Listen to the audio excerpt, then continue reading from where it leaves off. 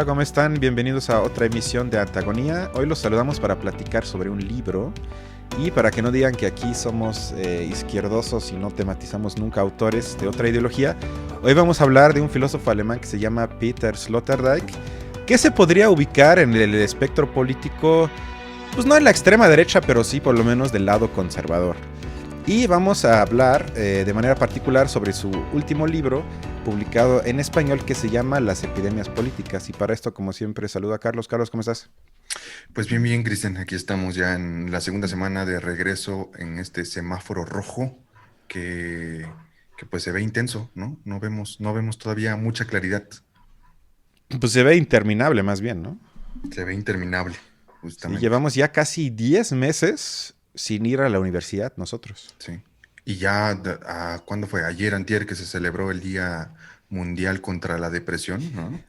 Uf, ahí están Ah, datos ahí bueno, pero hay otros temas, Carlos, mucho más bastante importantes. ricos. Aunque no se desesperen, insisto, ya la vacuna tarda en llegar, pero está más cerca del final de esto que hace un año, créanme. O sea, eso ya es cuestión de tiempo y aunque haya cepas nuevas, ya se comprobó que las vacunas sirven contra hasta ahorita todas las cepas nuevas, entonces esa cuestión de aguantar algunos meses y ya. Sí. Y bueno, quienes no ubiquen a Sloterdijk, él es egresado de la Universidad de Karlsruhe hace ya muchísimos años, tiene ya casi 75 años. Se hizo famoso principal con su libro La crítica de la razón cínica, en la que hace un recuento histórico sobre cómo, sobre todo el papel de la mentira en la política, tiene que ver un poco con lo que hablamos en el último episodio con Hannah Arendt, Donald Trump, etcétera, y cómo poco a poco la gente, como él diría, saben lo que hacen y aún así lo hacen.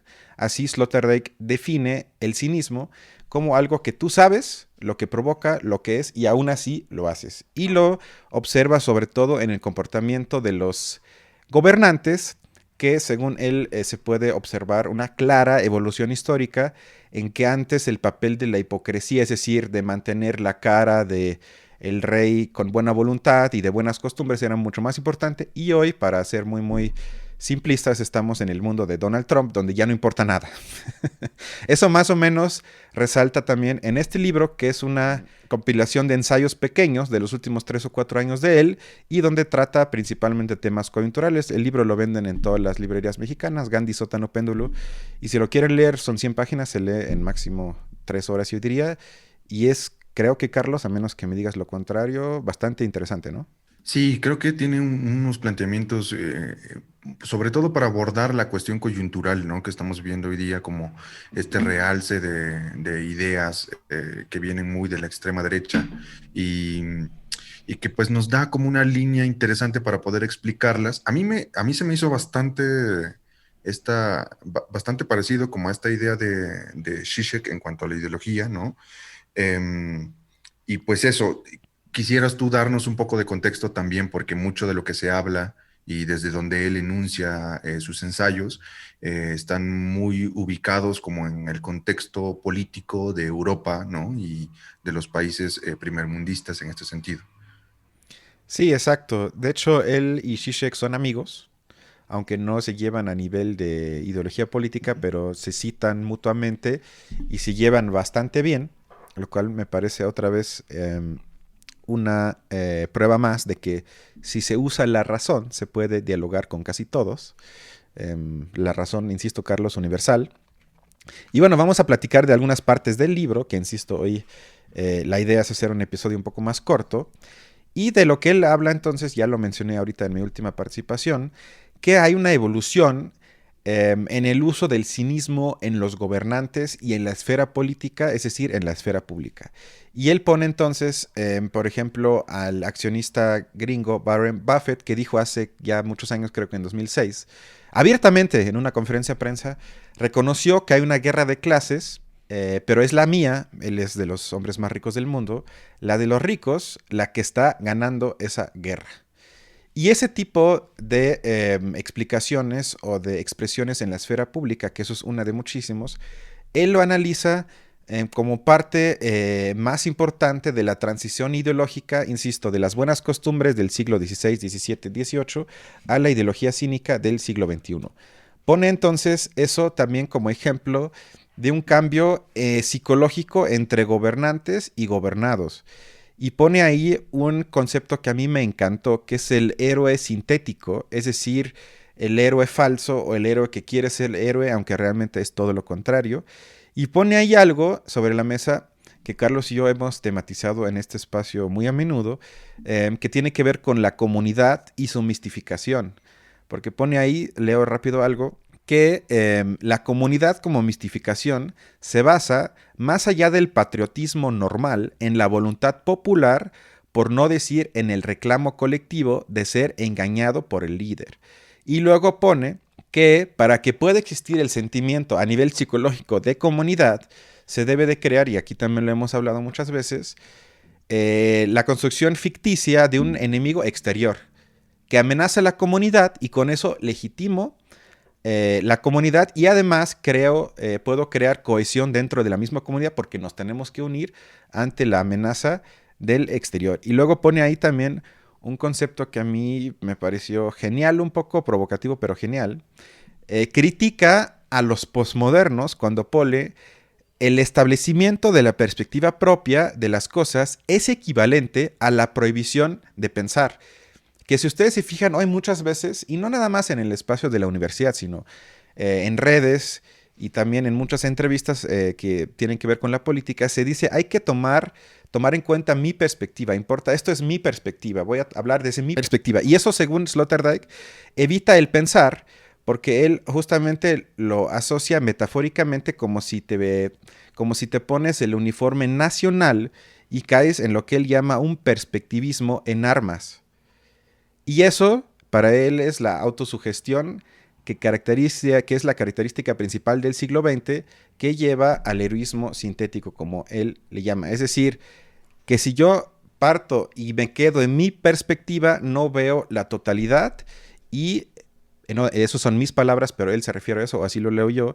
Eso sería una prueba del relativismo reinante hoy en día que evita el pensar en vez de impulsarlo, digamos. ¿Cómo ves tú ese punto? Sí, me parece un tanto acertado si lo pudiéramos llevar como a un nivel de aparato, ¿no?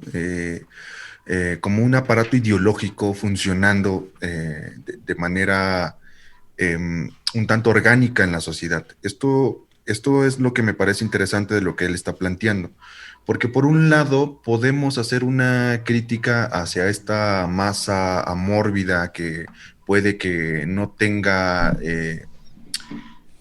o la capacidad de racionalizar las cosas que está pensando estén cooptadas, ¿no? Por la mistificación de este héroe que presuntamente puede sacarlos de ahí, de esta condición en la que estén, sean clase baja, sean comunidades o grupos alternos, comunidad LGBT, indígenas, etc., etc., ¿no? Que pueden estar cooptados en cuanto al discurso de alguien que puede sacarlos de ahí, ¿no? Eso es como un aparato ideológico comúnmente, podríamos decir, utilizado desde la extrema derecha para poder captar público, ¿no? Y enaltecer esto que se puede conocer como un populismo, ¿no? Que es esta cosa que se vende como a nivel de deseo, diría Zizek, o sea, la venta de un deseo por alguna carencia que a nivel individual se tiene Ujú. y que se proyecta en otra persona. Entonces, ¿qué es lo que pasaría, por ejemplo, con todos los movimientos contrarios, como con los contramovimientos que saldrían, por ejemplo, para tratar de hacer menos a los movimientos migrantes o hablar, por ejemplo, con el tema de migración, cuando se les dice, bueno, pues estos van a venir a quitarte el trabajo, ¿no? El número de desempleo, sin que esto tenga que ver realmente, de manera concreta, con lo que en la realidad sucede, sino más bien esta ausencia, ¿no? Del deseo depositado en otra persona, diría Zizek, que puede manejar esto a nivel ideológico, que se convierte en una falsedad, hay una falsedad vendida, ¿no? Dentro de este discurso, que yo lo vería muchísimo como en estos movimientos de ultraderecha, ¿no? Que podrían ser bastante claros y que justo no tienen una máscara en cuanto a la elocuencia, ¿no? A este deber ser del político que ya no hay, incluso lo podemos ver hoy día, a pesar de tantos datos. del mal gobierno que ha dado el PRI, ahora está tomando fuerza con un discurso de lo hicimos mal en el pasado, pero vamos a recuperar tu confianza, ¿no? Y son los spots que están Deja de ver ahorita las campañas circulando políticas, porque bastante y que justamente pueden captar a mucha gente, porque a este nivel ideológico hay una cosa en la que dices, bueno, sí, entonces el que la economía en México vaya tan mal es por culpa del gobierno que tenemos, ¿no? Que los índices de desempleo hayan subido es por culpa del gobierno que tenemos. Y es una falsedad, porque es una cuestión que no solo sucede con nosotros, sino es una cuestión del mercado mundial, ¿no? Que estamos en una crisis mundial económica que explica muchas cosas que están atravesadas por la pandemia y que incluso como la forma en la que se está manejando puede servir para captar justo a esta población, ¿no? Que la tiene de a pie, que lo sufre, que le tiene que trabajar todos los días, que tiene que exponerse, que tiene que sufrirle. Y, y esto me parece interesante del planteamiento de sí. Sloterdijk, ¿no? En la parte final vamos a tematizar otra vez un poco el tema de la migración, porque también Sloterdijk fue creador del concepto de globalidad y de entender al mundo como un globo con varias esferas. De hecho, tiene tomos gigantescos que se llaman esferas, son los títulos de esos tomos, donde él tiene la idea que me parece genial, que si observamos nuestro objeto de análisis, es decir, a la Tierra como un globo y lo dividimos en esferas, los que están adentro de la globalización y los que están ni siquiera forman parte de la globalización, es decir, los que están afuera en círculos externos, como por ejemplo, para hacerlo más práctico, los migrantes de Centroamérica, que justamente vi son los últimos días en la televisión, hay caravanas otra vez de varios miles que quieren entrar a México para luego irse algunos por lo menos hacia los Estados Unidos, y ellos serían, según Sloterdijk, gente que quiere participar en los excesos o por lo menos las migajas que deja la globalización para por lo menos la mayor cantidad de los países. Es decir, ellos sueñan, en pocas palabras, con trabajar, por ejemplo, en un Oxxo, lo cual para nosotros puede ser una aberración, para ellos es el máximo sueño porque implica tener trabajo, ser legal y tener acceso a cierto tipo de cosas que en sus propios países sería completamente impensable. Es decir, aspiran al cambio, como diría él, de estar afuera, de estar adentro, que esa dimensión a veces yo creo que también la tenemos que visualizar porque me parece que eso en los siguientes años con el tema del cambio climático, que también le hemos hablado aquí, va a aumentar. Es decir, cada vez más gente va a decir, sí, puede ser que la globalización neoliberal sea nefasta, pero yo ni siquiera formo parte de ella y eso está peor. Eso está aún peor.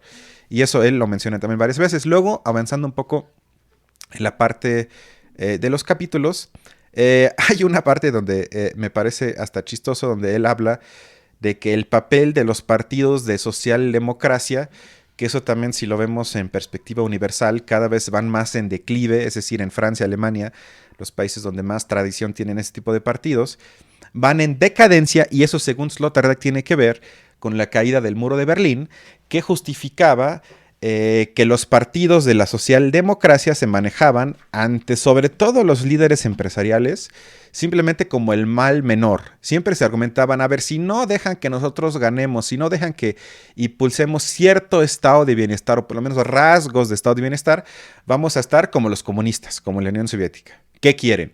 Y eso siempre era un argumento fuerte para que se permitiese por lo menos un poco el avance de ese tipo de regímenes. Hoy en día ya no hay ese argumento y según Sloterdijk eso tiene que ver en gran parte con el declive de esos partidos.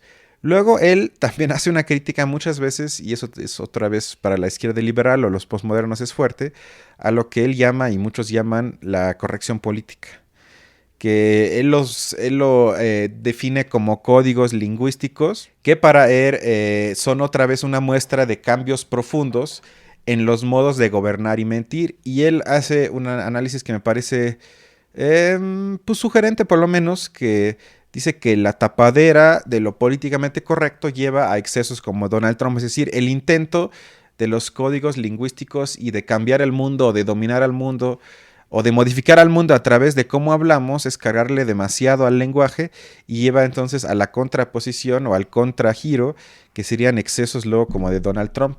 Que yo no sé cómo ves tú el tema de la corrección política. Yo creo que podemos verlo en muchos niveles, ¿no? Tenemos por este lado el contrapeso de lo que se está ocultando y que realmente es existente como una forma de negación, ¿no? Que la corrección política mantiene y que tiene que ver con un nivel simbólico, ¿no? O sea, muchas veces todos estos discursos que pueden ser buena onda tienen pues no tienen casi peso ya a nivel práctico. Eso lo podemos ver en muchos espacios. Básicamente, el gobierno de México, que es parte de esto. O sea, por ejemplo, yo te pongo esta cuestión que hace un par de días el presidente abrió la carta que le va a mandar al rey de España para pedir disculpas, ¿no? Por la conquista. Que es exacto, que tiene que ver con justo una corrección política, ¿no? En la cual se intenta dar valor, un valor simbólico a algo que aconteció en el pasado y que en contrapeso de ello, pues tienes en planes concretos, ¿no? Una estructura que realmente dignifique la forma de las comunidades o los pueblos originarios o indígenas en México, sino que más bien, pues tienes un proyecto extractivo gestándose por el sur, ¿no? Otros ahí por Oaxaca, proyectos mineros por doquier, que justamente son contraproducentes. O sea, ¿de qué serviría tener un discurso correcto a nivel de gobierno cuando en la praxis se están encubriendo muchísimas cosas? Lo mismo pasa con la corrección política para el discurso inclusivo en cuanto al género, ¿no? ¿Cuánto de eso tenemos hoy en México? La inclusión de hombres, mujeres al momento de hablar lingüísticamente, pero en nivel de reformas políticas, ¿no? Estamos pues en lo mismo casi, ¿no? Y es ese encubrimiento, ¿no? Hay una suerte de negatividad dada al momento de utilizar la corrección política que eso sería lo importante a revisar, ¿no? No es si la corrección política está bien o está mal, sino qué pasa con esto otro que se está dejando, que se está encubriendo, que se está cubriendo con la mantita, dijeran por ahí, para cuando barres no se vea el polvo, ¿no? Ahí está. Sí, eso es Eso lo es muy... importante. Y creo que México es un ejemplo perfecto para eso. Porque aquí, honestamente, yo pienso que vamos brincando de simbolismo en simbolismo. Y a la hora de que ya revisas el presupuesto y revisas, bueno, primero los pobres, inclusión de pueblos indígenas, cuánto de veras se les destina en el presupuesto en comparación con el sexenio de Peña Nieto, realmente las diferencias son mínimas o completamente inexistentes. Y yo creo que sí nos haría bien hablar más de dinero, hablar más de salarios, hablar más de cuánto recibe cada parte de la población y ahí comenzar la discusión y luego ya hablar quizás al final de simbolismos, pero ahora está invertido, ahora es primero lo simbólico, primero la forma de hablar y al final vemos si hay un poco más dinero para ustedes, pero eso no es lo importante, sino estén con los simbolismos, van a tener, y por eso también hay tanto apoyo por parte del sector de la industria y de los empresarios, porque mientras no toques lo material, pues ellos pueden ser lo más Eso, y incluyentes. eso está bien chistoso, ¿no? Porque eso puede funcionar como a nivel de aquellos que deberían ser políticamente correctos a nivel ideológico, ¿no? A ver, ¿cómo decirlo? A uno de izquierda no se le puede permitir que tenga este tipo de discursos. O sea, él tiene que ser políticamente correcto, pues porque ideológicamente le corresponde un cierto tipo de tradición. Pero ¿qué pasa con... Hay este gobernador el que está Más bien el que aspira a ser gobernador, ¿no? el que aspira Movimiento El Ciudadano, me que es parece, del ¿no? norte, creo que de... De Monterrey, Ay, de Monterrey, ajá, Samuel García. que se llama... Exacto, Samuel García, Samuel exactamente. García. Es totalmente lo contrario, o sea, y es un nivel de cinismo bastante grande en el que tú dices, ¿cómo un gobernador, o sea, no es que vaya a encubrir ciertas palabras, o sea, ¿cómo puede haber un nivel, ¿no? Un puesto, un cargo público, que lo esté tomando una persona que no tiene sentido de la realidad, ¿no? En la que vive. Y eso Me es parece muy bastante... insensible de tu parte que no tomas en cuenta su infancia brutal, donde tenía que levantarse los sábados para ir al para ir al campo de golf. golf. O sea, tienes que tomar en cuenta eso, Sí, tienes que ser un Tenis, poco sí. empático. Pero fíjate, yo creo que él no entra en lo cínico porque yo creo, digo, no lo sé, pero yo creo que él no sabe lo que hace. Pero lo cínico de quienes respaldan, eso es a lo que voy. O sea, lo cínico no de él, sino el respaldo que tiene. Eso sí puede ser, eso podría ser un respaldo cínico, sí, tiene razón, sí que él no sabe porque él hasta parece refrescante a veces que él literalmente dice lo que se le ocurre en el momento. Y lo siente, o sea, lo Sí, y lo miras y ves que siente, lo él de está veras lo siente, o sintiendo. sea, él suelta las frases que hasta parecen, bueno, no sé, podrían parecer ensayadas, pero realmente me parece muy auténtico, que él es una persona que de veras piensa que merece más, que Ujú. trabajó más, que su infancia fue difícil, que como dijo que los del norte trabajan, los del centro administran y los del sur descansan, que él Descansan, sí. que eso, la verdad, expresa un sentimiento popular, para una vez más comprobar que lo popular tiene pocas veces algo emancipatorio progresista. Lo he escuchado muchas veces desde que estoy en México. Siempre hay esa, por lo menos, suspicacia, ese resentimiento contra el sur, que son estados que no crecen, mucha gente pobre, una mezcla de racismo, ignorancia y hasta, no sé, muchísimas cosas regresivas que luego se reflejan en esas frases que hasta yo los metería en la famosa sabiduría popular, mostrando una vez más que tiene muchas cosas reactivas y muy pocas emancipatorias, la verdad. Y aquí creo que podemos tocar un punto importante, porque a mí el término popular, populista, ¿no? Me parece que encubre también muchas cosas. Creo que, y es justo para lo que este texto me parecía interesante, porque el encubrimiento de términos que ya dan por default un cierto, una cierta categoría, ¿no? Que parecía que entonces el populismo es esto y ya, y que por contrario no hay una explicación muy lógica de lo que genera ese populismo, que es a mí, eh, que es a mí lo que me interesa de utilizar el término, ¿no? Porque no es, porque pareciera que hay una forma de tratar de etiquetar a una población populista. El gobierno de México es populista porque AMLO ganó, sino más bien, ¿qué es lo que está generando, qué es lo que se está jugando detrás de este término? Para que una persona le dé un voto a cierto tipo de personalidad, para que Trump haya ganado, para que en México Andrés Manuel vaya a ganar y que quizás se cambie para el PRI en el siguiente, ¿no? O sea, ¿cuáles son estos aparatos ideológicos que justamente están funcionando para configurar esta categoría populista, para hacer que la gente realmente se vuelva un seguidor de cierto tipo de corriente que no es, digámoslo así, en términos lo más adecuado para el país? No hay una crítica otra vez a una Sí. estructura social, ¿no? Que está altamente estratificada y que cada vez los números son más altos entre la población rica y la población pobre, y que a final de cuentas quienes tachan de pobres, pues es esta población de clase baja media, ¿no? Que está ahí siguiendo. Y con eso me gustaría, no sé qué te parece, pero hablar de este tema Antes, del... nada más rápido que A ver, ajá, tomando en cuenta el autor que tratamos hoy, él define al populismo, en pocas palabras, como estrategia política de simplificación extrema, que me parece una síntesis bastante buena. Y obviamente como él no puede verse como un autor de izquierda, mucho menos marxista, él deja fuera lo que tú ahorita dijiste, que para mí claro que se tiene que incluir. A mí no me importa tanto Trump, sino quiénes lo siguen y por qué lo siguen.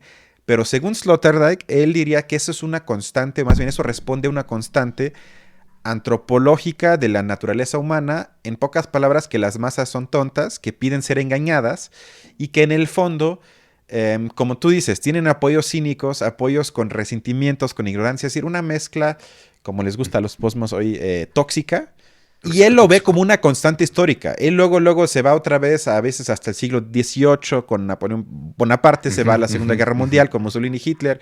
Dice, hay una constante ahí y él lo explica un poco con psicoanálisis, un poco de psicología, que las masas piden ese tipo de simplificaciones extremas, es decir, el populismo, y también el autoengaño de que aquí hay algo heroico, aquí hay una transformación, cuando realmente no la hay. Y deja fuera la componente, claro, como diría Marx y como creo que tú y yo también, material y de pobreza, desigualdad y todo. Él lo ve más de una perspectiva, es que pues, la gente siempre ha sido así y Exacto. nada más cambia un poco cómo se genera todo eso, pero creo que ibas a llevar a un tema que sí es nuevo y él lo acepta, que tiene que ver con los medios de comunicación, ¿no? Justamente, porque eso es que creo que es lo más rescatable y que hoy día puede ayudar a explicar mucho de esta configuración y que le da mucho más sentido a su planteamiento, este de pensar al populismo como una cuestión de pensamiento reducido. Si lo llevamos a una analogía de los medios de la comunicación, de lo que él definiría como la teoría de medios, ¿no? Lo que vemos es que grandes movilizaciones o grandes grupos se dan dentro de Internet, dentro de las redes sociales específicamente, para dar mayor o menor apoyo.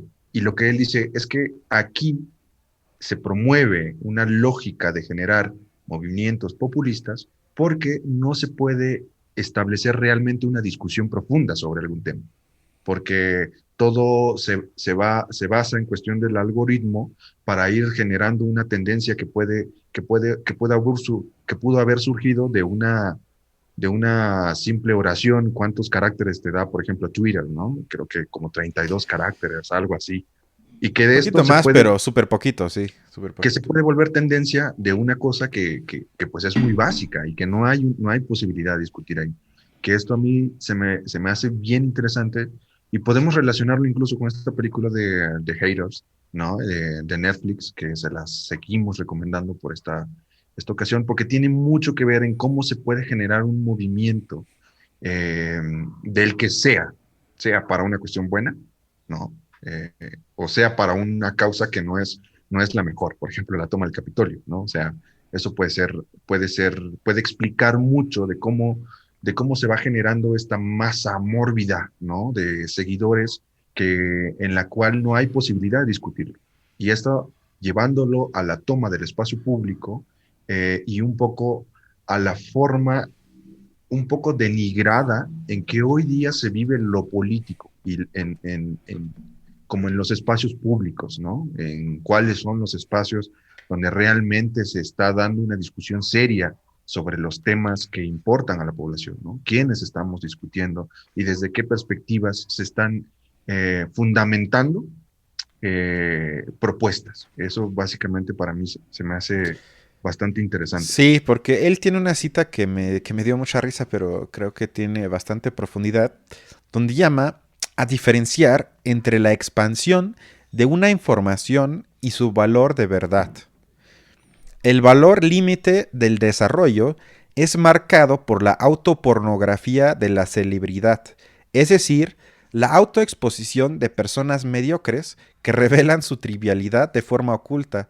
Por eso hay tantos modelos que no se reconocen cuando están vestidos. Es Órale. decir, con esto él dice dos cosas. Por un lado, acepta, y digo, todo el mundo creo que lo puede ver, es que hay ahorita, por lo menos desde que existe quizás el iPhone y Twitter y Facebook, 10, 15 años, una expansión de la información nunca antes visto en la historia de la humanidad. Es decir, hay información sobre absolutamente todo y buena parte de la humanidad tiene acceso en su celular de un segundo para otro.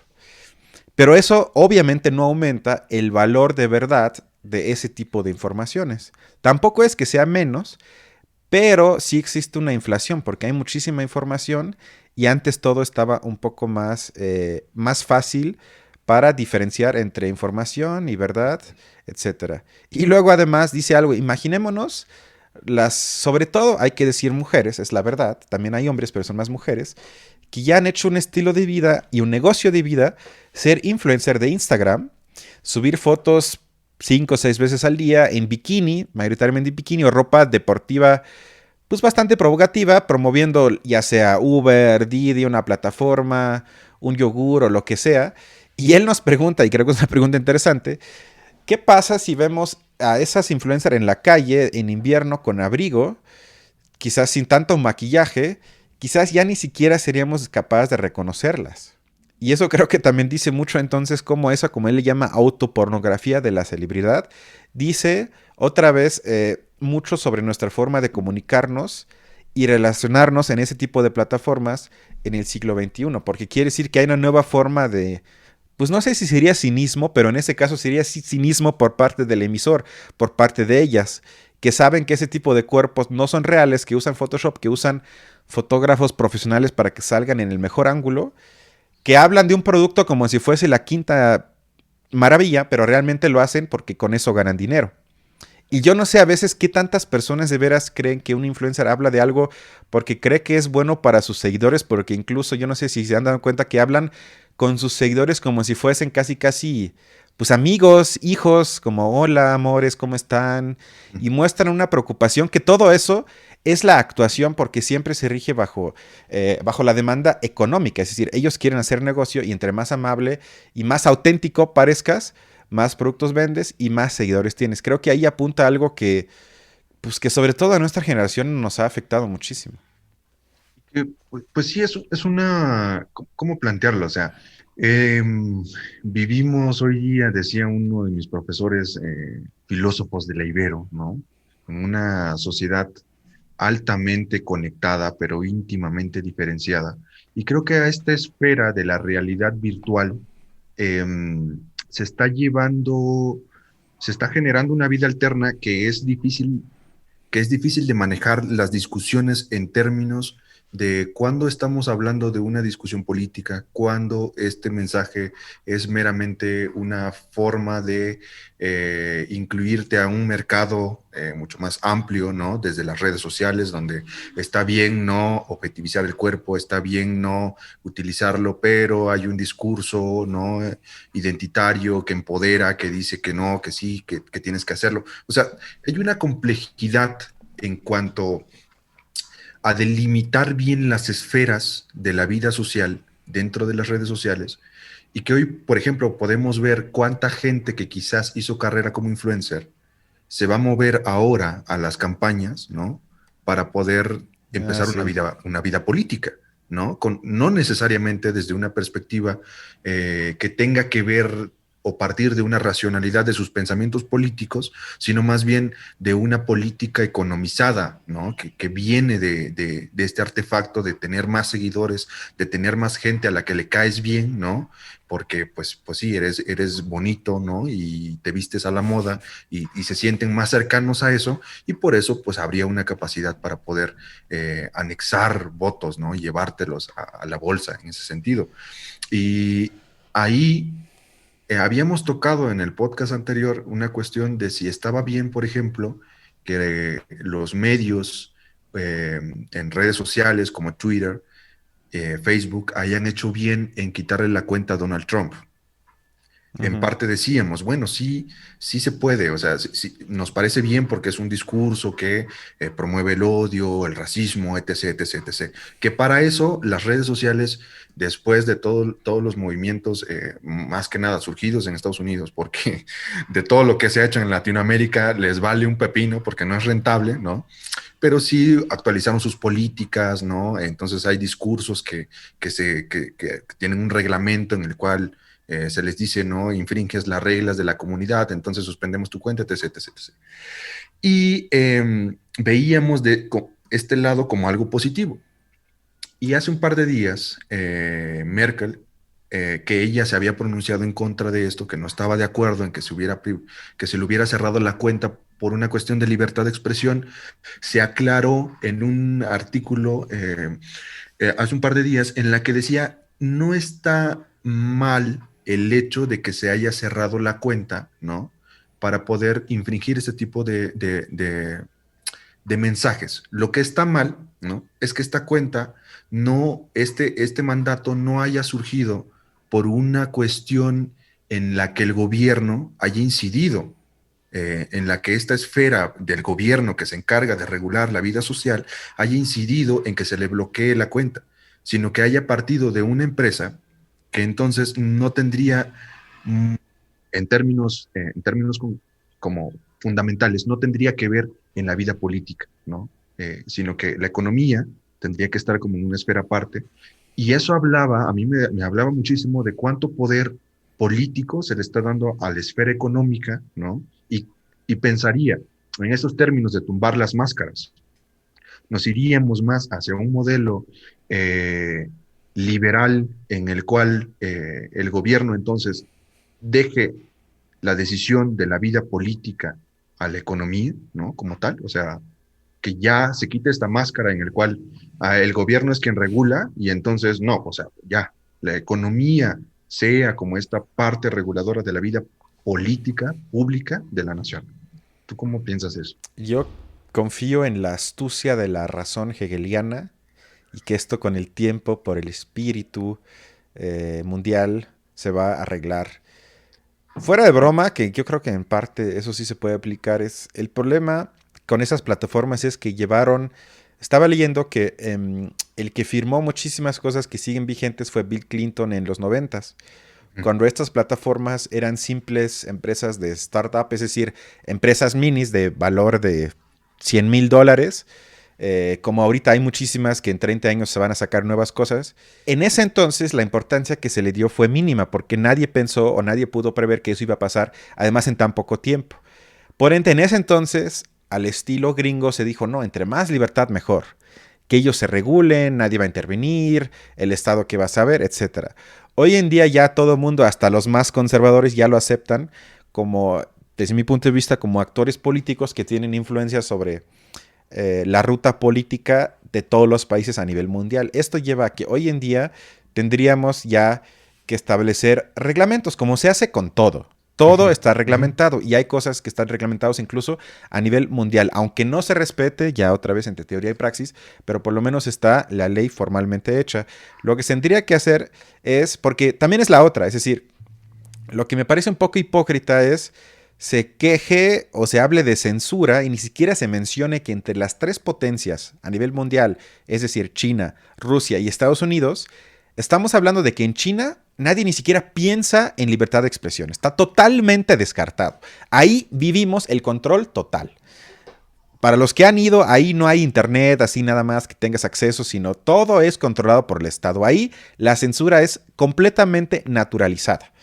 Y tenemos a Rusia, donde el presidente mata a opositores o los intenta envenenar, donde lleva en el poder como 20 años, donde ahorita cambió la constitución para prácticamente poder reelegirse hasta el fin de la vida, para darse además impunidad, para darle a la clase política rusa impunidad, es decir, que no van a poder ser juzgados ni ahorita ni en 50 años. Y que luego vayamos a los Estados Unidos, que con todos sus problemas, que yo soy el primero en aceptarlo, tengamos casos donde se discuta que una empresa privada retiró algunas cuentas que abiertamente fueron usadas para discursos de odio. Me parece muy triste que nada más se hable de ese sistema y no de los otros que están muchísimo peor y donde ni siquiera podríamos hablar de alguien como Assange o lo que sea porque los matan, desaparecen y nunca nos enteramos. Es decir, entre esas tres opciones que ahorita son las potencias a nivel mundial, prefiero 1000 veces el sistema gringo, por más fallas que tenga. Por eso también hay que, yo creo que ubicarnos en decir, ok, está mal, hay que modificarlo, pero no hacia la dirección de esos dos países, sino hacia otra dirección donde no se limite la libertad de expresión, pero que tampoco se permitan cosas como lo hablamos hace una semana en el último podcast. Y esto me lleva al siguiente punto del libro, que tiene un poco que ver con lo que dices, es que nuestras formas de comunicación también hoy en día son, yo no le llamaría individualizadas, sino atomizadas, que cada quien por su parte tiene acceso a la esfera pública, entre comillas, que son las redes de Internet. Y eso lleva, como dice el autor, es que el 60% de los hogares, por lo menos en el mundo occidental, se encuentran, más bien son hogares unipersonales, es decir, donde nada más vive una persona. Y ahí él recoge un poco algo, lo que dijo Hannah Arendt, es que el individuo entonces en esos hogares unipersonales se encuentra en directa confrontación con las grandes organizaciones políticas y con los invasivos medios masivos de comunicación, sin un entorno local intermediario, que eso tiene que ver un poco con la discusión que tuvimos entre comunidad y sociedad. Cuando hay comunidad, no existe una línea directa, digamos, del poder hacia el individuo, sino hay cierto tipo de organizaciones y de espacios de convivencia locales que tiene que atravesar y no yo mismo me enfrento al poder o a las reglas. En cambio, en una sociedad sí. Y el resultado, según el autor Sloterdijk, es que una vez que el sujeto esté, así lo dice él, privado de su tribu, sucumbe más fácilmente en la tentación de querer salvarse en los constructos paratribales de partidos, ideologías o sectas. La constante tribal asegura que los programas nacionalistas, incluso universalistas, para los grupos locales de ilusión, pueden ser formateados. ¿A qué se refiere con esto? A que esa atomización de los individuos que se confrontan de manera aislada al poder y a los medios de comunicación, lleva a que justamente se vean atomizados, se encuentren solos, y para el autor existe, y creo que tú compartirías eso, una necesidad humana de sentirse parte de una colectividad, de una tribu, hasta algunos dirían de una identidad, y esa necesidad lo lleva entonces caer a través de lo digital en otras formas de ideología, tribus, colectividades, pero que pueden ser mucho más peligrosas porque son ficticias, mistificadas y pueden ver a cosas como los vimos en el Capitolio. Justamente, ¿no? Yo estoy totalmente de acuerdo y me late que estés de acuerdo en que buscamos comunidad. Que- Ah, yo no. Eso lo dice un autor, insisto, conservador y que reaccionario. buscamos comunidad y, y es justo el peligro. O sea, creo que hablar desde este concepto de comunidad, que no es el concepto adecuado que hemos abordado en este podcast cuando hablábamos de Bauman y su concepto de comunidad, ¿no? Que podrían checarlo.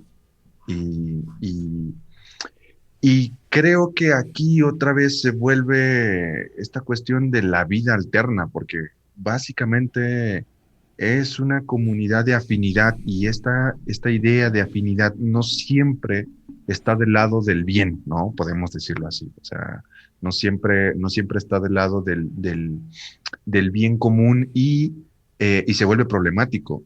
Básicamente es difícil porque el sistema, y es un poco a lo que Sloterdijk estaba tratando de tematizar, el sistema sociedad en el que vivimos, pues sí nos tiene en un nivel muy individualizado, en donde podemos vivir, y justo él lo retrataba, podemos estar en 10 departamentos que están divididos por una espuma, pero cada quien vive su forma, ¿no? Cada quien está Específica. en su celular, en su Exacto, computadora. Exacto. exacto, exacto. Y justo se puede correr como el riesgo de anclarse a este tipo de ideologías que se vuelven complicadas, ¿no? Para la vida en la sociedad. Me Como lo recuerda vemos justo. otra vez en la película de Hater, donde Exacto, se ve claramente, donde sí. un chavo vive con su abuela, que ya se encuentra en muy mal estado, y su única ocupación prácticamente de tiempo completo es estar en el deep web, como le llaman, en el internet profundo, participando en juegos de lo más sofisticado del mundo, interactuando con personajes que ni siquiera sabe Ujú, quién es, ujú. y bueno, sin contarles todo, luego eso tiene consecuencias graves en la película. Ya para terminar, al final del libro, él tematiza dos cosas que me parecen fundamentales. Una es la migración y el otro es el tema del cambio climático, donde él, sin que él lo diga abiertamente, creo que se presenta como fan de Greta, porque justamente habla, si bien justifica quizás la construcción de identidades colectivas, y él argumenta que sí existen y que son parte de algo que necesita el humano, sí dice que sí vea como criticable que se hable de pasados separados y futuros separados. Es decir, si bien podemos argumentar que quizás debemos de contar varias historias y tomar en cuenta construcciones identitarias de varios continentes, que quizás tienen muchas diferencias, pero él ve la emergencia climática como la necesidad de ya olvidar, entre comillas, olvidar los pasados separados para crear un futuro que ya no sea separado, porque el problema es que compartimos, por más identidad que cada quien tenga, un planeta. Y él acepta que el cambio climático, si se quiere atacar en serio, se tiene que atacar con medidas universales que apliquen para todos. Y él ve ahí como algo que evita justamente ese tipo de políticas, el afán de asumir que el pasado fue separado y por ende el futuro también tiene que separarnos por la identidad. Y creo que me parece un punto bastante acertado. Sí, digo, yo ahí con todos sus matices, ¿verdad? De la condición estructural estratificada del mundo por el sistema capitalista en el que vivimos, pero yo ahí le daría la razón y me parece algo interesante. En alguna parte del libro él va mencionando una de las fortalezas que justo hacen un sistema interesante de la Unión Europea, podemos decirlo así. Y él a lo que se remite es, hay una fortaleza, la fortaleza de Europa, voy a citar, ¿no? Reside en el hecho de que forma un sistema de cooperación basado en el reparto de ventajas materiales y experiencias comunes de valor. Hay un nivel de independencia de sus instituciones con respecto al estado de ánimo, ¿no? De sus habitantes. Y es lo que él va a reforzar con este punto es que dentro del advenimiento de estas discusiones que nos remiten a hablar de la identidad, ¿no? Y de planteamientos un poco más postmodernos, ¿no? Que pueden desestabilizar muchos lugares. Lo que él dice, pensemos un poco más en cómo poder lograr instituciones que estén internacionalmente interconectadas. ¿Cómo podemos formar más La alianzas, ONU. no? Bueno, sí, pero él lo que diría en ese sentido no es menos, ¿no? Sino más. O sea, ¿cómo Sí, podemos exacto. pensar en un nivel de conexión que a mí me parece mucho más importante y concreto, ¿no? Aunque está dejando de lado una discusión que también es importante, como todos estos temas de las otredades, podemos decirlo así, ¿no? Y yo pensaría más en cómo incluir estos otros temas dentro de un reforzamiento institucional que pueda ser internacionalizado y que pueda generar mejores condiciones concretas, reales, ¿no? Que puedan servir.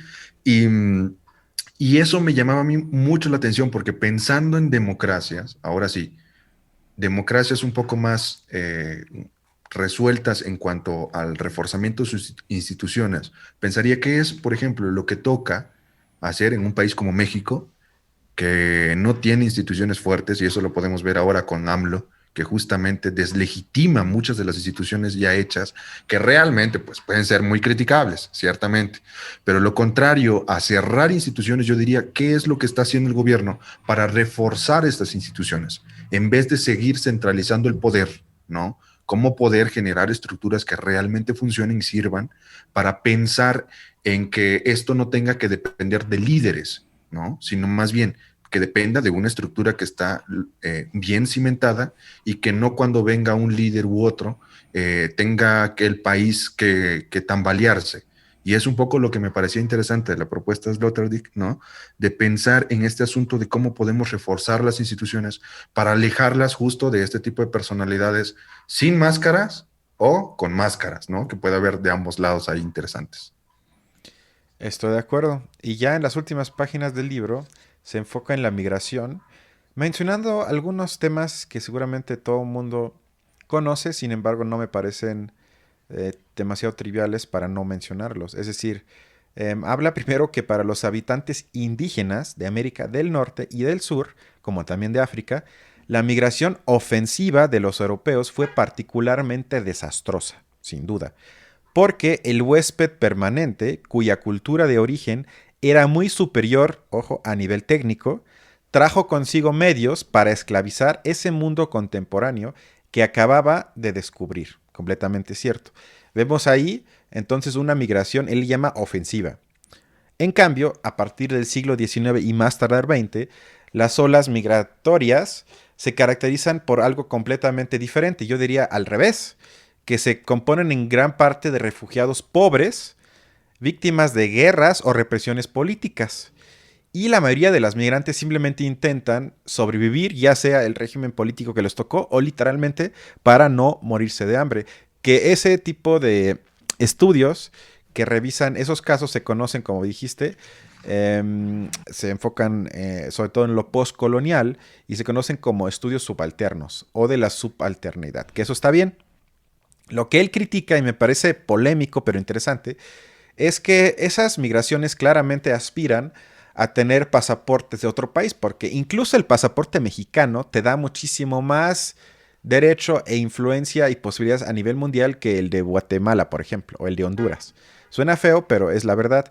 Y al final, él cuestiona que si bien hay muchos migrantes que logran cambiar de país y subir un poco su nivel de vida, dice, ¿por qué entonces ese tipo de personas, si de veras intentan abandonar de lo que vienen, en los países a los que llegan, se refugian en barrios que componen otra vez lo mismo que su país de origen? Es decir, por ejemplo, el barrio chino, el barrio X, siempre, es decir, que tienden a convivir entre sus iguales.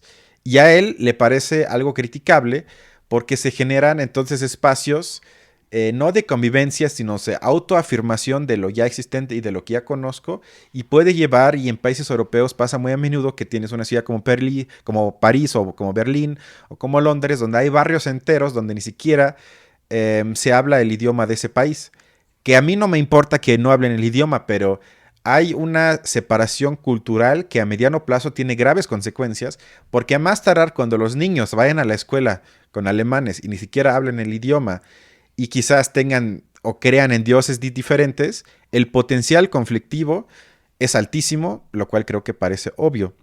Y ya el último punto, que también a muchos se nos olvida, es que las migraciones más grandes a nivel mundial se dan dentro de los propios países. Y pone como ejemplo China y la India, que allí, aunque no lo diga, está claro que la dicotomía capitalista provocada por el capitalismo más bien de espacio rural con espacio urbano lleva a migraciones masivas del espacio no urbano al espacio urbano.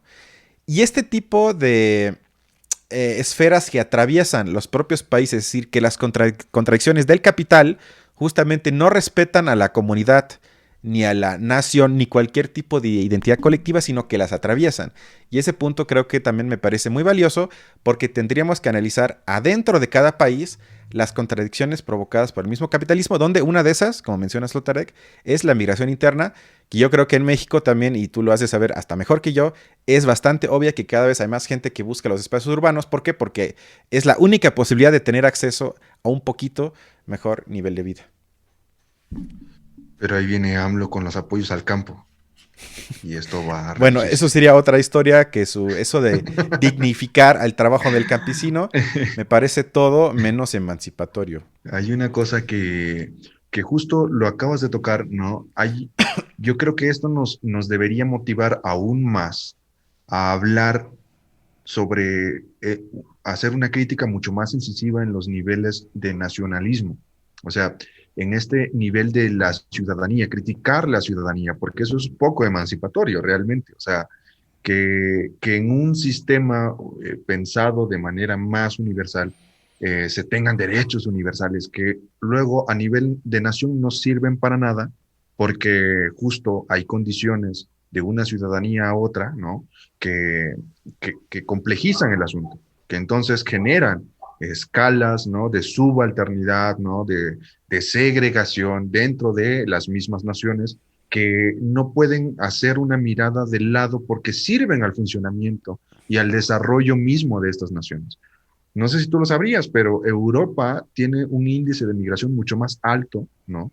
Del que tiene América. O sea, hay un flujo migratorio de África hacia Europa mucho más grande que lo que hay de Latinoamérica hacia el norte del país. Y esto es bastante grave porque eh, a nivel mundial, dentro de las noticias, ¿no? La migración en Latinoamérica se torna como un elemento, ¿no? Bastante debatido en medios, bastante seguido. Y la migración, por ejemplo, que hay en Europa, ¿no? Hacia Europa, no se toma tanto en cuenta, ¿no? Por complicaciones bélicas, por lo que sea, etc. Pero el flujo sigue siendo mucho más grande y creo que este autor nos viene a recordar que en este paso es inevitable, ¿no? Pensar que esto va a aumentar en el futuro, justo por las condiciones climáticas, por las condiciones socioeconómicas de estratificación que a nivel mundial ya funcionan a nivel país, hay unos más jodidos que otros, y así es su funcionamiento, y así es su lógica, ¿no? Y el mercado va funcionando mejor, ¿no? De lo que pensábamos, y la lógica capitalista justo se está armando o ya está armada a un nivel universal, ¿no? Pero para contrarrestar esta lógica se está viendo encadenada por la idea de la nacionalidad. O sea, en los países está estancado. Y si no se aborda desde esta lógica más universal para pensar el problema, entonces, pues vamos a tener justo los síntomas que ya hoy día estamos padeciendo, ¿no? O sea, muchísimos lugares del Sí, mundo donde hay mucho sufrimiento y está muy jodida la cosa. sí, yo quisiera acabar leyendo el último párrafo del libro para darnos un poco de esperanza, Carlos, al final de este episodio. Y A ver, Sloterdijk dale. dice, la ironía provee un antídoto eficaz contra la sensación de impotencia. La actitud más apropiada del teórico, sin embargo, debería ser la del humorista. Según la perspectiva de la estética filosófica, el humor significa la capacidad de ver las cosas más bajas desde una gran altura y las mayores alturas desde las llanuras más bajas. Si esta forma de la ilustración filosófica, entendida como esclarecimiento de una situación, servirá como guía en los futuros conflictos, solo el futuro lo podrá mostrar. Ándale, ándale, ¿eh? Hay que compartir eso con algunos compañeros y compañeras. No, cállate. Y Pero nada, bueno, eso sería todo por hoy, a menos que tengas sí, otro no, comentario. hombre, yo de mi parte, pues nada más decirles, si tienen la posibilidad de seguir resguardados en casa, háganlo, ¿no? La condición, aunque podríamos pensar que va mejorando, todavía está bien difícil, ¿no? Y no hay que ser covidiotas, no hay que ser covidiotas, compañeros. Si tenemos la oportunidad, Exacto. hay que apoyar a la causa y tratar de que este bicho no se expanda más. Eso. Perfecto, quédense en casa, usan máscara y nos vemos la siguiente semana. Cuídense. Cuídense mucho.